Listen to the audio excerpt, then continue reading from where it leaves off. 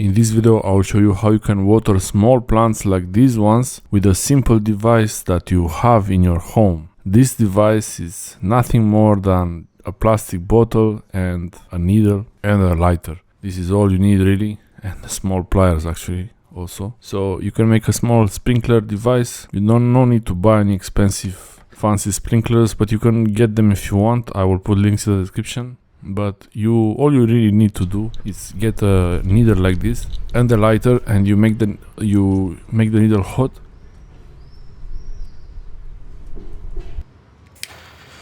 So after you make the needle hot, you can make holes in the cap of the plastic bottle. So hot needle and the plastic bottle cap, and you make small holes like this. You might be able to use a knife, but it's not really a good idea because you want small sprinklers. The small plants, they're very fragile, especially when you just put them in the ground, in the soil like these ones. You don't want to move them too much from water, so yeah, hot needle like this. Make as many holes as you have patience, really. And the best thing about this cap is it's reusable. It fits really most of the bottles you have in your home. You can work on a half-liter bottle, water bottle, 1 liter water bottle, 2 liters, really anything. You can even do this with a milk jug, so you can have a real sprinkler. When you hold it from the handle, it's really convenient.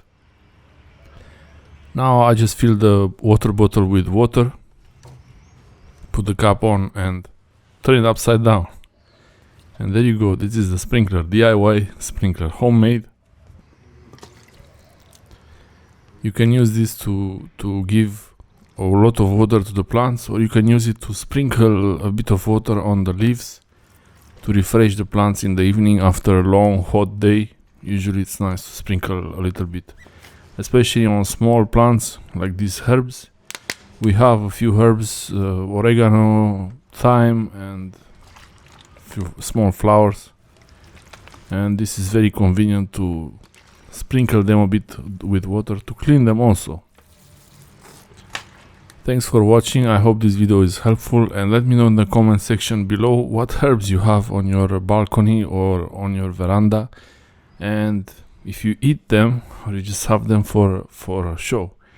These are actually eatable, so we can eat them. One bonus tip: keep your tomatoes outside, not in the fridge. When you keep them outside, they get nice and ripe while you hold them in your home. Thanks for watching. Bye.